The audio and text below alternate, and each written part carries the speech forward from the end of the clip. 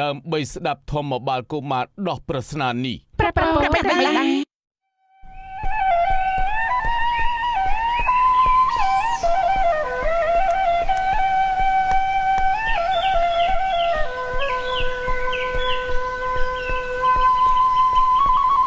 កូនសម្លាញ់ពុកតើកូនបានរកឃើញនៅសេរីទាំង3ប្រការដែលកបិលមហាព្រំដាក់ប្រស្នាឲ្យកូនដោះហើយឬនៅជំរាបលោកពុកកូនមិនទាន់ដោះប្រស្នាកបិលមហាព្រំរួចនៅឡើយទេថាម៉េចវីវហើយនេះនៅតែមួយថ្ងៃទៀតទេគឺដល់ពេលណាត់ជួបដោះស្រាយប្រស្នាជាមួយនឹងកបិលមហាព្រំហើយ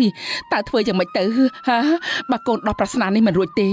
កូននឹងត្រូវកាត់ព្រះសេរសាហើយម៉ែមិនចង់ឃើញកូនស្លាប់ទេលោកពុកអ្នកម៉ែសូមកុំព្រួយបារម្ភអីកូននឹងរកសេរី3ប្រការនេះឲ្យឃើញសូមលោកពុកអ្នកម៉ែត្រឡប់ទៅផ្ទះវិញចុះដោយមិនចង់ឲ្យឪពុកម្ដាយពិបាកចិត្តធម្មបាលកុមារបានដើរចេញពីប្រាសាទព្រោះដឹងថាខ្លួនមិនអាចដោះប្រស្នាកបិលមហាព្រំបានក៏គិតរត់ដើម្បីឲ្យបានរួចរស់ជីវិតលុះធ្វើដំណើរយូរទៅមានការហត់នឿយខ្លាំងពេកជួនជាវេលាយប់ផង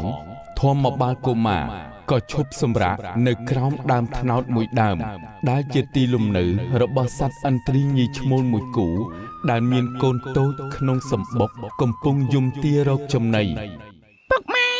ពួកកូនឃ្លានណាស់ឯណាចំណីកូនម្ដាយមួយរយៈនេះពុកម៉ែទៅរកចំណីមិនបានសោះបានតែបន្តិចបន្តួចចុះមកឲ្យកូនស៊ីដើម្បីសម្រានតែប៉ុណ្ណោះមែនហើយកូនទ្រាំតិចទៅដល់ពេលព្រឹកនឹងបានសាច់ឆីហើយលោកប្តីតែយើងនឹងទៅបានសាច់មកពីណាឲ្យកូនស៊ី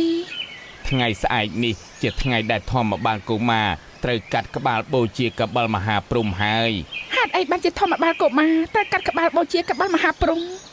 មកពីធម្មបាលកុមារដោះប្រស្នាកបិលមហាព្រំមិនរួចចម្លែកណាស់ចម្លែកមែនតែនខ្ញុំធ្លាប់ឮឈ្មោះធម្មបាលកុមារគឺជាអ្នកប្រាជ្ញបណ្ឌិតអាចដោះប្រស្នាបានទាំងមនុស្សនិងទេវតាចុះហេតុអីក៏មិនអាចដោះប្រស្នានេះបានមែនហើយពុកប្រស្នានោះពិបាកដោះស្រាយណាស់ទៅឬបានជាធម្មបាលកុមារមិនអាចដោះប្រស្នានេះបាន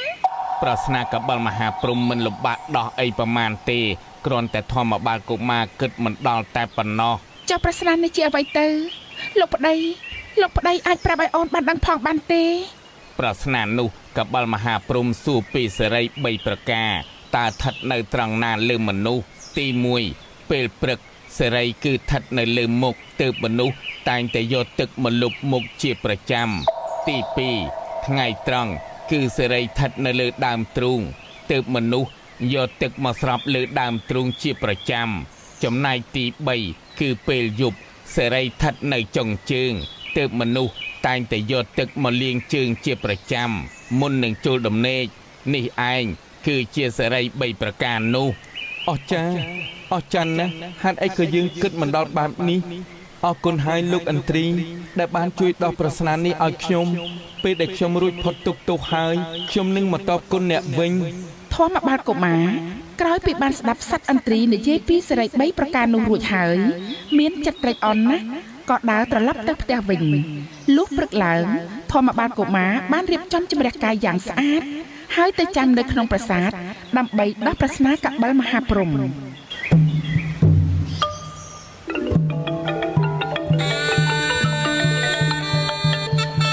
ាលធម្មបាលកុមារពេលនេះជាថ្ងៃដែលកំណត់ហើយ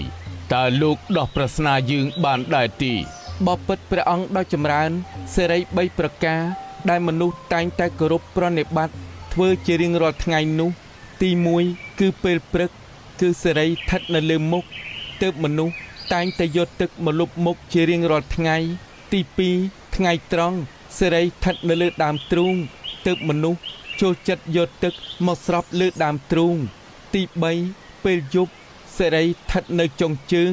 ទើបមនុស្សតែងតែយកទឹកមកលាងជើងមុននឹងចូលដំណេកនេះឯងជាសេរី3ប្រការសម្រាប់មនុស្សដែលតែងតែធ្វើជាប្រចាំក្នុងចម្ពោះទ្វីបនេះអស្ចារ្យណាស់ចម្លើយរបស់អ្នកគឺត្រឹមត្រូវហើយមនុស្សដែលរស់នៅក្នុងលោកនេះ បើអ្នកណារក្សាសេរី3ប្រការនេះបានមនុស្សនឹងមានមង្គលសួស្តីបាននៅសេចក្តីសុខសេចក្តីចម្រើនជៀសផុតពីឧបទ្រពទាំងឡាយទាំងពួងធម្មបាលកុមារលោកគឺជាអ្នកប្រាជ្ញបណ្ឌិតពិតប្រាកដយើងសូមប្រទានពរសពសាធុការដល់លោកហើយនឹងកាត់ព្រះសីស័កយើងបូជាចំពោះលោកនិងព្រះដ៏មានព្រះភិក្ខទាំង5អង្គដែលនឹងមកត្រាស់ដឹងនៅក្នុងផុតកັບលោកយើងនេះដើម្បីឲ្យយើងបានរួចចាកទុក្ខផុតវាលវត្តសង្សារនិងទីបញ្ចប់នៃជាតិរបស់យើងសូមឲ្យបានសម្រេចព្រះនិព្វានកុំបីឃ្លៀងឃ្លាតឡើយសាធុសាធុបុត្របិតាទាំង7អង្គចូលបុត្រសម្គាល់ថាធម្មបាលកុមារនេះហើយជាអ្នកប្រាជ្ញដ៏មានបុណ្យចូលបុត្រជួយថែរក្សាលោកនេះពេលដែលអត់ពីព្រះបិតាទៅព្រះបិតានឹងកាត់ព្រះសីស័កបូជានៅពេលនេះហើយចូលបុត្រយកពានមាសមកទ្រព្រះសីស័កបិតារួចយកទៅតម្កល់ទុកនៅកំពូលភ្នំកៃឡាសហើយត្រូវផ្លាស់ប្ដូរគ្នាថែរក្សាព្រះសីស័កព្រះបិតារហូតដល់ភ្លើងប្រឡ័យកាប់ចូលបុត្រចាំថាបើព្រះសីស័កបិតាធ្លាក់ទៅលើផែនដីនឹងត្រូវរាំងស្ងួត7ឆ្នាំបើក្រវែងចោលទៅលើអាកាសនឹងត្រូវភ្លៀងរាំង7ឆ្នាំដូចគ្នាបើធ្លាក់ទៅក្នុងសមុទ្រនឹងរីងស្ងួតអស់ទើបបិតាឲ្យបុត្រយកជើងពានមាសមកទ្រព្រះសីស័កបិតាដើម្បីឲ្យមនុស្សលោកនិងឋានទាំង3រួចចាកផុតពីសេចក្តីអន្តរាយនេះកបិលមហាព្រហ្មមានបន្ទូលផ្ដាច់ផ្ដាំបុត្រីទាំង7អង្គរួចហើយព្រះអង្គក៏ឧទ្ទិសឋានយកព្រះខ័នមុតថ្លាមកកាត់ព្រះសិរសាភ្លាមពេលនោះបុត្រីច្បងក៏យកជើងពានមាសទៅទ្រព្រះសិរសាបិតារួចនាំគ្នាហោះទៅកាន់កំពូលភ្នំកៃឡាសទុកសិរសាកបិលមហាព្រហ្មនៅទីនោះរួចក៏ផ្លាស់ប្ដូរវេនគ្នាមកថែរក្សាព្រះសិរសាព្រះបិតាចាប់តាំងពីថ្ងៃនោះរៀងមកយោងតាមរឿងព្រេងនិទានបែបពុទ្ធសាសនានិយមនេះទើបប្រជាជនខ្មែរមានជំនឿចំពោះការយាងចុះមកនៃទេពធីតាទាំង7អង្គដែលមកជួយគ្រប់គ្រងថែរក្សាព្រះសិរសាកបិលមហាព្រហ្មនិងជួយមើលថែមនុស្សលោកក្នុងចម្ពោះទ្វីបបានជាប្រជាជនខ្មែរនាំគ្នាគោរពបូជាទេវតាដែលជាបុត្រីកបិលមហាព្រហ្មទាំង7អង្គតំណាងនៃថ្ងៃទាំង7ក៏កើតជាថ្ងៃតាំងមហាសង្ក្រាន្តចូលឆ្នាំថ្មីចាប់ពីគ្រានោះមកសូមសពសាធុជនទាំងប្រុសស្រីបានប្រកបដោយសេចក្តីសុខសេចក្តីចម្រើនគ្រប់ប្រការនិងបានជួបប្រទះនៅ